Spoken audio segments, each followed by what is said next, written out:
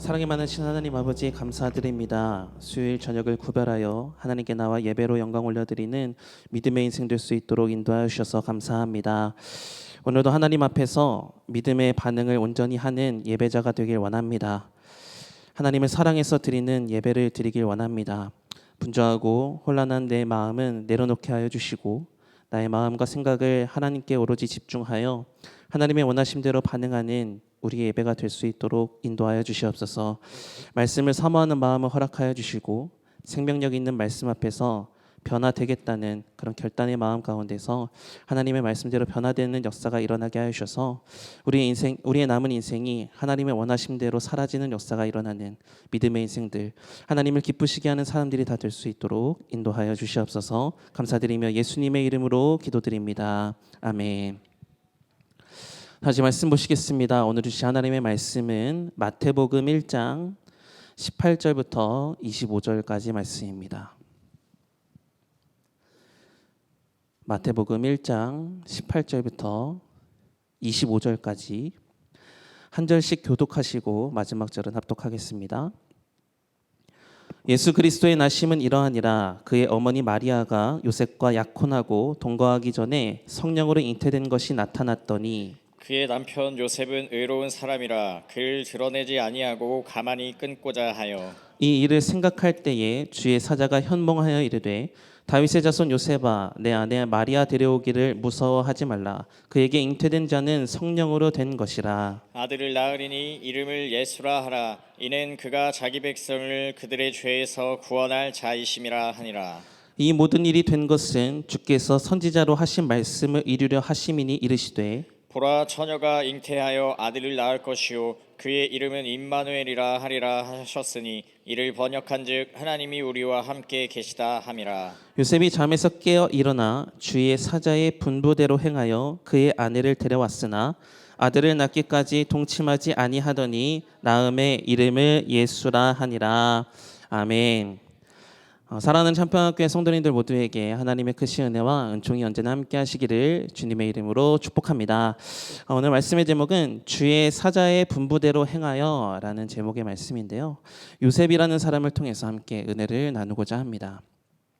오늘 말씀은 지난주와 마찬가지로 하나님께서 쓰시는 드라마라는 이 구성을 가지고 설교를 시작을 하려고 하는데요. 작품 속의 주인공은 항상 가장 많은 스포트라이트를 받죠. 그러나 주인공 혼자서는 사실 모든 작품을 다 이끌고 갈 수는 없습니다. 반드시 그 주인공과 함께 할 수 있는 동역자들이 필요하죠. 그리고 그 주인공이 작품 가운데서 더 빛이 나게 될 수도 있는 이유도 언제나 뒤에서든지 옆에서든지 주인공을 묵묵히 돕는 그런 조력자들이 있었기 때문에 주인공이 극 중에서 더 빛이 날 수 있다라는 것을 알 수 있습니다.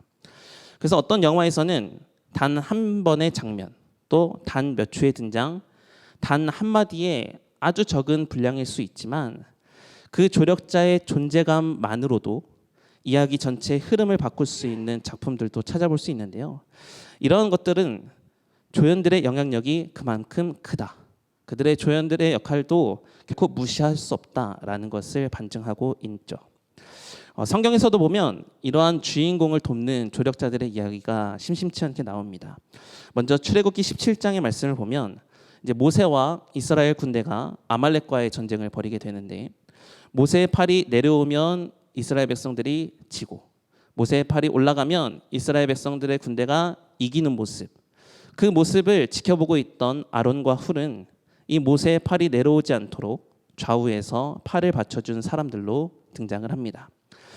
아론과 훌의 적극적인 조력이 없었다면 아마도 모세와 이스라엘 군대는 승리할 수 없었을 것인데 이런 숨은 조력자들의 헌신 때문에 이 아말렉과의 전쟁을 이길 수 있었습니다. 또한 열왕기상 5장의 말씀을 보면 솔로몬 왕이 성전을 건축할 때 이 솔로몬 성전의 건축에 아주 결정적인 조력자가 등장을 하는데요. 바로 두로왕 히람이라는 사람입니다. 이 히람 왕은 자신의 나라가 아님에도 불구하고 백향목과 자신이 가지고 있던 기술자들을 솔로몬 왕에게 보내서 그 성전을 지을 수 있도록 도와줍니다. 만약 이 히람 왕의 도움이 없었다면 솔로몬 성전은 아마도 아름답게 완성되지 못했을 겁니다.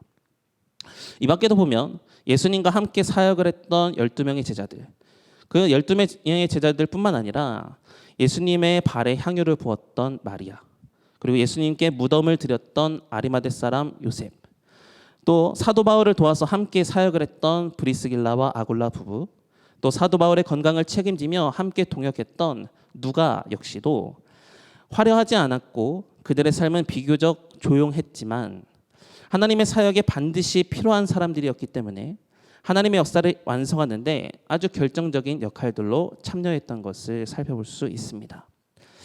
이러한 관점에서 보면 사실 예수님의 탄생 이야기 속의 주인공은 마리아가 맞습니다. 구약의 모든 예언들의 말씀들이 이 마리아를 통해서 이루어지고 있는 것은 부정할 수 없는 사실이죠. 그리고 하나님의 아들 예수님 역시도 그 여자의 몸이었던 마리아를 통해 잉태된 것 역시도 변함없는 진리입니다. 하지만 이 마리아 역시도 결코 요셉이라는 남편의 조력이 없이는 자신에게 주어진 사명을 온전히 감당할 수 없었다라는 것이죠. 즉, 이 예수님의 탄생 이야기에서 요셉의 존재감은 결코 빼놓을 수 없는 아주 중요한 사람이었다라는 겁니다. 그럼에도 보면 이 요셉은 마리아의 남편이었고 예수님의 법적 아버지이긴 했지만 성경 그 어느 곳에서도 그가 그의 입술로 친히 대사를 남긴 것은 한마디도 없습니다. 그러나 그가 존재감이 전혀 없었는가 하면 그건 또 아니라는 거죠.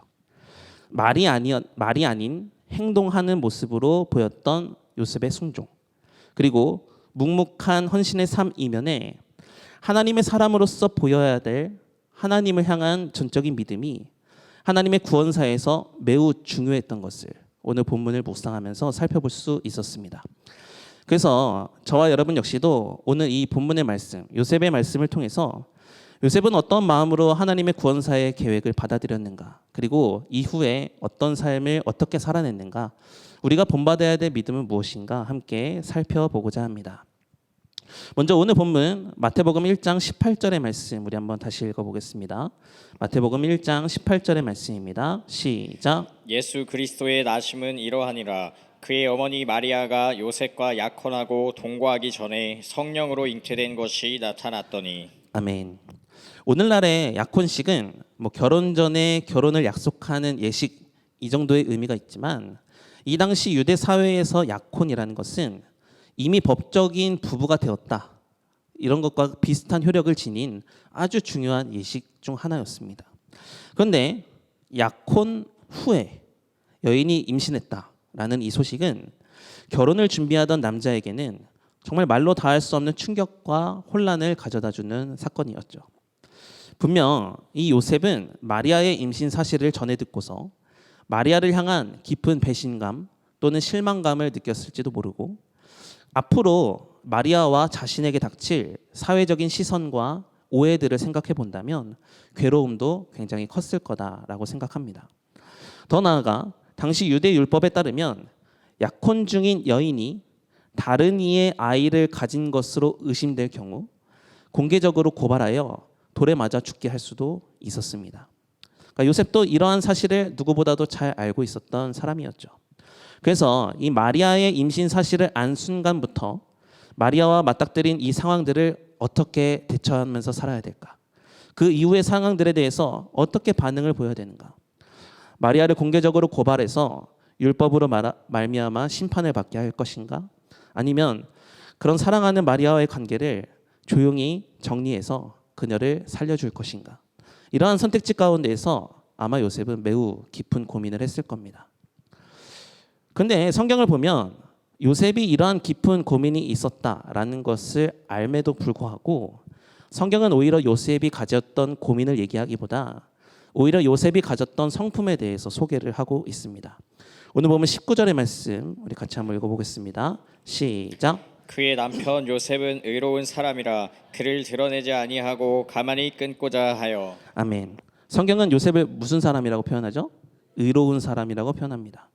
여기서 사용된 의로움이란 단어는 헬라어로 디카이오스라는 단어를 사용하고 있는데요. 이 단어는 단지 법을 잘 지키는 선한 사람 바른 사람 이런 뜻이 아닙니다. 이 단어는 하나님 앞에서 하나님과의 관계가 바르고 하나님의 뜻에 맞아 의롭게 살아가려는 태도, 이것을 뜻하고 있어요. 그래서 이 요셉이 의로운 사람이었다라는 말은 그러니까 하나님과의 관계 속에서 살아가려고 힘썼던 사람이다라는 것을 말하고 있는 건데, 이 의로움 안에 담겨져 있는 이 요셉이라는 사람의 사람됨은 율법의 본질이 하나님의 사랑과 하나님의 자비하심, 그리고 하나님의 백성답게 하나님의 뜻을 따르는 것이었기 때문에 요셉은 율법으로 마리아를 정죄하며 고발하는 것이 아니라 천하보다도 한 생명을 사랑하시는 그 하나님의 사랑의 마음을 담기를 더 힘썼어요. 그래서 내 생각과 판단으로는 이 마리아를 사랑으로 품지는 못하겠어도 적어도 이 마리아를 율법적으로 정죄하지 않겠다. 마리아의 관계를 그냥 가만히 조용히 끊고자 했었던 것도 그가 하나님의 사랑을 닮아가려고 노력했던 사람이었기 때문에 이런 모습을 취했다라는 것을 발견할 수 있죠. 그런데 이러한 고민의 상황 속에서 오늘 보면 20절의 말씀을 보면 하나님의 천사가 요셉에게 찾아옵니다. 우리 20절 한번 읽어보겠습니다. 시작. 이 일을 생각할 때에 주의 사자가 현몽하여 이르되 다윗의 자손 요셉아 내 아내 마리아 데려오기를 무서워하지 말라. 그에게 잉태된 자는 성령으로 된 것이라. 아멘. 분명 요셉은 사회적인 압박도 또 율법적 기준 사이에서 오는 혼란도 굉장히 많았을 겁니다. 그러나 하나님은 이런 요셉의 마음을 아셨어요. 그리고 두려움과 의심, 혼란함을 걷어낼 수 있는 하나님의 분명한 뜻, 왜 하나님을 이 사건 가운데 두셨는가, 이것을 알려주시고자 하나님께서 찾아오셨습니다. 그러면서 동시에 하나님은 20절에서 요셉을 뭐라고 지칭하고 계시죠? 다윗의 자손 요셉아, 이렇게 말씀하세요. 그러니까 이 다윗의 자손이라는 수식어는 단순히 마리아의 남편으로서의 요셉이 아니라 메시아의 계보를 이으는, 그러니까 하나님의 구속사 속 가장 중요한 역할을 맡은 사람 중 한 사람이었다라는 것을 상기시켜 주시기 위해서 다윗의 자손 요셉아, 이렇게 말씀하세요. 즉 지금 이 마리아의 임신 사건, 이 상황 가운데에서 반응해야 되는 요셉은 그냥 사람으로서, 세상에서 살아가는 한 사람으로서의 요셉으로 반응해야 될 것이 아니라 메시아의 족보의 일원으로서 하나님의 사람으로서 반응을 해야 된다라고 알려주시는 하나님의 사인과도 같았죠. 그렇게 하나님은 이 요셉을 다윗의 자손으로 칭하신 이후에 사람의 이성이나 경험으로는 도무지 이해할 수 없는 하나님의 신비한 메시지를 전달하십니다. 20절을 보면 무서워하지 말라, 그에게 잉태된 자는 성령으로 된 것이라. 그러니까 이 말씀은 하나님께서 마리아를 잉태하게 하신 이 사건이 인간의 이해를 초월하여 행하시는 하나님의 주권적이시고 초자연적인 역사이며, 그런 일에 요셉과 마리아는 하나님의 주권 앞에 쓰임을 받는 자로 부름을 받았기 때문에 그러니까 하나님의 자녀답게 영적으로 믿음으로 반응해라 라는 하나님의 명령이었던 것이죠. 즉 요셉에게 있어서 마리아는 가만히 끊어야 될 관계가 아니라, 이해되지는 않지만, 아직 믿어지지는 않지만 마리아가 하나님의 섭리의 주인공으로 지금 쓰임을 받고 있기 때문에 요셉 자신은 하나님의 말씀에 순종하여 그 마리아를 도와줘야 될 사람이었다라는 겁니다. 이러한 관점에서 요셉이 마리아와 만남을 가졌던 것도, 교제를 했던 것도, 지금 약혼까지 하게 된 것도 철저하게 하나님께서 계획하신 것 안에 포함되어 있는 만남이었고 계획이었다라는 것이죠. 그런데 이러한 이해되지 않는 하나님의 말씀 앞에서 요셉이 아주 놀라운 반응을 보이게 됩니다. 오늘 보면 24절, 25절의 말씀을 읽어보겠습니다. 시작. 요셉이 잠에서 깨어 일어나 주의 사자의 분부대로 행하여 그의 아내를 데려왔으나 아들을 낳기까지 동침하지 아니하더니 낳음의 이름을 예수라 하니라. 아멘. 지금 요셉은 자신이 들은 하나님의 메시지가 단순한 환상이나 또 자신의 감정에서부터 파생된 내용들이 아니라 하나님께서 절대적으로 주신 진리의 말씀이자 하나님이 하고 계시는 일이다라고 받아들였습니다. 마리아는 이 메시아를 감당해야 되는 역할로 부름을 받은 것이고 심지어 자신은 그 마리아를 돌봐야 되는 조력자로 부름을 받았다. 이것을 믿음으로 받아들였다라는 겁니다. 그래서 24절의 말씀을 보면 단순히 요셉이 순종했다라고 고백을 하지 않고 뭐라고 고백을 하고 있죠? 주의 사자의 분부대로 행했다. 이렇게 얘기합니다. 여기서 분부대로 행했다라는 말은 군사적 용어인데요. 분부는 상관의 명령에 절대적으로 본부에 복종했다라는 말을 갖고 있는데 자신의 인생이 자신이 빛나는 것이 아니라 자신의 아내 마리아를 조력하기 위한 것이었다면 저는 받아들이겠습니다. 하나님께서 내 인생의 목적을 누군가의 조연으로 설정하셨다면 일평생 철저하게 조연으로 살아보겠습니다. 라는 결단과 그 고백의 의미가 담겨져 있는 것이죠. 주의 사자의 분부대로 하겠습니다. 왜 요셉도 인생에서 주인공이 되고 싶지 않았겠습니까? 그러나 하나님께서 내게 주시는 역할이 자신의 아내를 돌보는 조력자였다면 그 하나님의 뜻이 온전히 이루어지도록 철저하게 자신의 자랑을 감추고 마리아를 보필하겠다고 고백하는 겸손과 낮아짐의 순종을 지금 요셉이 보이고 있다라는 겁니다. 그래서 요셉은 마리아와 약혼을 했어도 지금 마리아와 같이 있어도 이 마리아가 아기 예수님을 낳기까지 동침조차 하지 않습니다. 자칫 마리아와 동침을 했다가 하나님의 아들이라는 칭호가 아니라 요셉의 아들이라는 칭호가 되어서 하나님의 구원사에 누를 끼칠 수 있기 때문에 누구보다 철저하게 하나님의 말씀을 이행하려는 모습으로 조력자의 모습으로 살아가려고 결단하는 것을 살펴볼 수 있습니다. 이뿐만 아닙니다. 오늘 본문이 기록된 이후에 마태복음 2장의 말씀을 보면 요셉은 철저한 조력자의 모습으로 살아갑니다. 헤롯의 잔혹한 명령이 내려졌을 때 요셉은 하나님의 지시를 듣자마자 한밤중에 마리아와 아기 예수님을 데리고 애굽으로 피신을 합니다. 또한 헤롯이 죽은 후에 이제 이스라엘로 돌아가라라는 하나님의 명령에 단 한순간도 지체하지 않고 애굽에서의 삶을 정리하고 그것을 떠나 이스라엘로 되돌아갑니다. 그는 자신의 안전과 자신의 안락을 뒤로하고 이 마리아와 예수님을 지키기 위해 그 예수님을 성장시키기 위해 인생의 초점을 인생의 목표 전체를 이것으로 향했던 모습을 살펴볼 수 있죠. 더 나아가서 이제 예수님이 어느 정도 이제 성장하셔서 비로소 메시아의 사명을 감당하는 그 공생애가 시작이 되었을 때 그때부터 요셉의 이름은 더 이상 성경에서 등장을 하지 않습니다. 마가복음과 요한복음에서 가끔 예수님의 가족에 대해서 언급이 되기도 하는데요. 이때에도 보면 마리아와 그의 형제들만 등장을 하고 이 아버지였던 요셉은 등장하지 않는 것으로 보아 학자들은 어쩌면 요셉이 예수님께서 공생애를 시작하시기도 전에 세상을 떠났을 것이다 라고 추측을 하는 학자들도 있어요.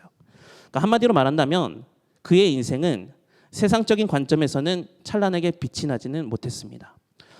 한국 속담에도 이런 게 있잖아요. 사람은 죽어서 이름을 남긴다 이렇게 말을 하는데 요셉은 자신의 이름을 남길 만한 업적을 만들지는 못했습니다. 그러나 하나님 앞에서의 진정한 삶의 가치란 자신의 이름을 드러내는 데 있지 않고 하나님의 이름이 또 하나님의 영광이 철저히 드러나는 것이기 때문에 자신은 철저히 낮아지는 게 맞구나. 이것을 받아들이고 순종의 삶을 살아내었다라는 것이죠. 그저 마리아를 보필해야 되는 것이 그의 인생의 사명이었다면 그저 예수님을 요셉의 아들로서가 아니라 하나님의 아들로서 대하며 예수님이 공생애를 시작하실 때까지 그를 먹이고 입히고 재워주고 보호하며 인도해야 되는 것이 그의 사명이었다면 그는 그의 소신대로 사는 것이 아니라 그에게 주신 사명대로 살아가기를 힘썼다라는 겁니다. 여러분 오늘 우리의 신앙의 여정에서도 이런 요셉과 같은 조력자의 마음을 본받을 수 있어야 됩니다. 교회와 가정 또 사역의 현장에서 누군가가 하나님의 사명을 감당할 때 모두 다 주인공의 역할을 감당할 수는 없겠죠.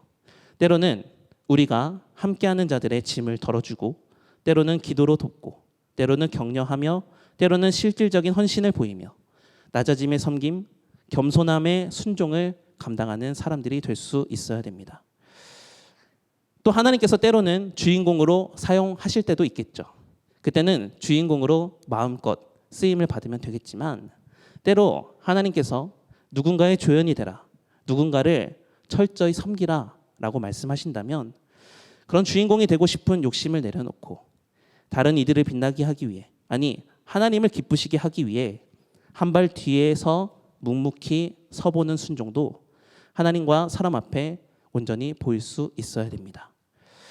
내가 무엇인가 앞장서서 하려는 순종보다 묵묵히 뒤에서 도와주는 순종을 하나님께서 원하셨다면 묵묵하게 자신에게 주신 만큼의 역할을 감당하는 것이 하나님의 기쁨이 되는 사람일 수 있습니다. 하나님의 기쁨의 순종의 자리는 그 자리라면 그 자리에서 온전하게 감당하는 것이 하나님의 기쁨이 된다라는 것이죠. 이러한 관점에서 목회자와 성도의 관계에서도 이러한 조력자의 마음은 필요합니다. 목회자는 성도를 인생의 주인공으로 삼아 그들의 믿음이 성장할 수 있도록, 그들의 믿음이 하나님께 닿을 수 있도록 말씀과 기도로 섬겨야 되고요. 성도들은 목회자가 맡은 영적인 사역을 위해 기도와 사랑으로, 관심으로 함께 협력해야 됩니다. 서로가 주연이 되려고 다투기보다 하나님의 사명을 위해 각자의 자리에서 주신 만큼의 영역에서 조연이 되어 서로를 돕는 공동체가 될 때 우리 참평한 교회는 더욱 성숙해져 갈 줄 믿습니다. 또한 성도와 성도의 관계에서도 마찬가지입니다. 한 사람이 어려움을 겪을 때 다른 이들이 조용히 돕고 기도로 중보하며 작은 손길로 그가 가지고 있는 짐을 함께 나누어지는 것이 진정한 공동체의 모습입니다. 주인공이 되기보다 남을 빛나게 하는 헌신과 겸손의 사랑이 있을 때 그 공동체는 하나님의 영광을 드러내는 공동체가 되게 될 줄 믿습니다. 사랑하는 성도 여러분, 오늘 요셉의 삶은 겉으로 보기에는 화려하지 않았지만 하나님의 시선에서는 누구보다 귀하게, 정직하게 순종했던 사람의 모습을 살펴볼 수 있었습니다. 주인공의 자리를 마다하고 마리아와 아기 예수님을 위해 철저하게 자신의 인생을 바쳤던 요셉의 삶. 하나님의 명령 앞에서 자신의 감정과 자신의 가진 계산, 이해들을 다 내려놓고 조력자의 삶을 살라고 명하시면 분부대로 하겠다라고 고백하며 하나님의 원하시는 대로 삶을 살아냈던 요셉의 삶. 우리의 역시도 삶의 자리가 때로 조연의 자리라면 그 자리에서 묵묵하게 순종하는 겸손의 한 사람들이 되시기를 바랍니다. 그런 순종의 삶이 세상에서는 이름도 없다, 빛도 없다라는 삶이라고 평가받을지는 몰라도 하나님의 시선에서는 가장 빛나는 삶, 가장 온전하게 순종하는 삶, 하나님이 가장 기뻐하시는 삶이 되게 될 줄 믿습니다. 요셉처럼 하나님께서 주신 사명을 조용히, 묵묵히, 화려하지 않게 감당하되 그 순종과 헌신이 하나님의 역사에 크게 쓰임받는다는 것을 기억하며 온전하게 순종하는 겸손의 한 사람들이 다 됩시다. 그렇게 우리의 각자의 삶이 하나님의 드라마 속에서 아주 묵묵한 조연이 될 때 하나님은 우리를 주연과 같이 빛나게 하여 주실 것이고 생명의 면류관을 반드시 씌워주시고 하늘 상급으로 갚아주실 줄 믿습니다. 지금 주신 직분이 어떤 것입니까? 그 직분을 성실히 감당하십시오. 하나님의 말씀을 누구보다 순종하려는 한 사람, 요셉과 같이 하나님이 기뻐하시는 삶이면 된다. 주의 말씀대로, 주의 분부대로 행하겠나이다. 이런 고백으로 믿음의 반응을 보여 하나님을 기쁘시게 하는 여러분의 남은 인생들이 다 되시기를 주님의 이름으로 축복합니다.